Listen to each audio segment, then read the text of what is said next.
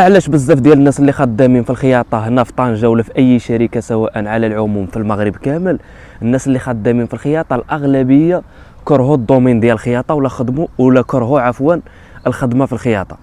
اول حاجه اللي كتخليك انك تكره الخدمه في الخياطه، وبزاف ديال الناس كيكرهوا هذا الشيء هذا في هذه الخدمه هذه.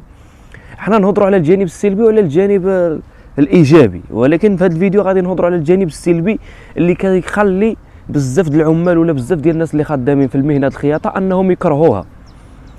اول حاجه اللي كتخليك انك تكره هذه الخدمه هذه هو الثمن اللي انت كتخلص به. غادي تقول لي لا، المعامله كتجي من وراء الثمن، ولكن اول حاجه غادي نهضروا عليها هي الثمن اللي كيتخلص به العامل داخل شركه الخياطه. بلا ما نهضروا على شركات الكابلاج ولا الكوسانات، غادي نهضروا فقط حنا على الخياطه. ولكن الا بغيتوا نبدلوا مواضيع شويه نبدلوا المواضيع شويه. ولكن في هذا الفيديو كيجيو بزاف ديال التعاليق سلبيين على الفيديوهات اللي كندير على المحتوى الخياطه، ولكن انا بغيت نحط النقاط على الحروف علاش الانسان كيكره هذه الخدمه هذه.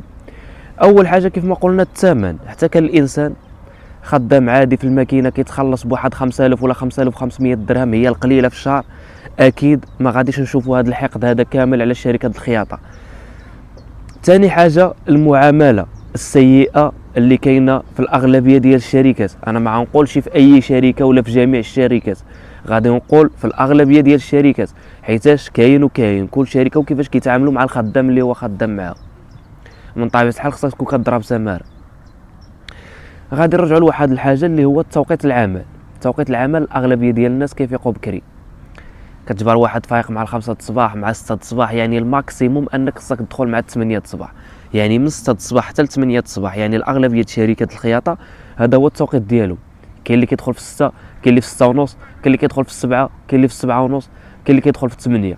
هادو هما شركات الخياطه اللي كاينين هنا في طنجه، وهادو هما العوامل الاساسيين اللي كيخليو يعني العمال انهم يكرهوا الخدمه في الخياطه.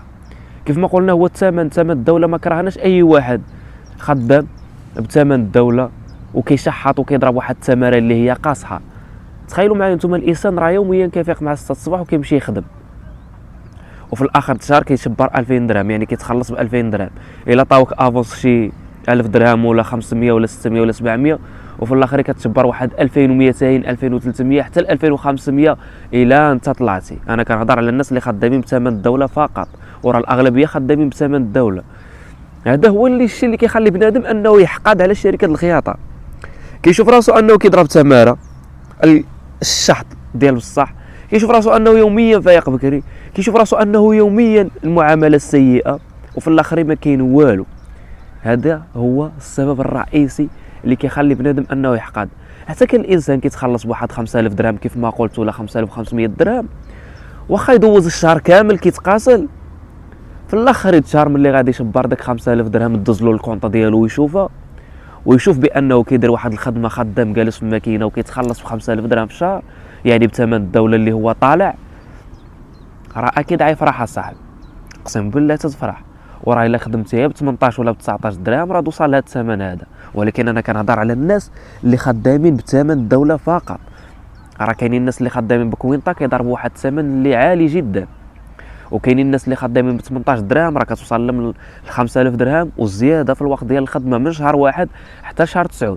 كاينين الناس كيضربوا 5000 درهم شهريا، ولكن راه كيتخلص ب 18 درهم وكيتخلص ب 500 درهم د بريمه، وانا بيدي راه كنت خدام هذه الخدمه هذه. يعني الاغلبيه الناس اللي حاقدين على شركه الخياطه. علاش حاقدين؟ هذا هو الموضوع ولا الاساس ديال الموضوع. لان علاش الانسان الا ضرب واحد الثمره قبيحه وحسب راسو ضرب ثمره ديال بصح، ولكن في الاخر ديال الشهر عطيته واحد الثمن ولا واحد الفلوس اللي كيستحق، اكيد يعجبو الحال وداك الشيء كامل غادي ينساه. ماشي بحال واحد انه كيكب الماء في الرمله الشهر كامل هو كيخبط في الاخر الشهر ما كيشوف والو. راه ماشي يحقد، راه لاباس الا ما دارش شي حاجه في راسو. المهم بلا ما نطول عليكم، بالنسبه للناس اللي حاقدين انا جاوبتكم، والخلاصه الا تخلصتي مزيان راه واخا ضرب تماره ما غاديش يبقى فيك الحال. انا بالنسبه لي هذا هو الحل ولا هذا هو النتيجه اللي خرجت بها في هذا الموضوع.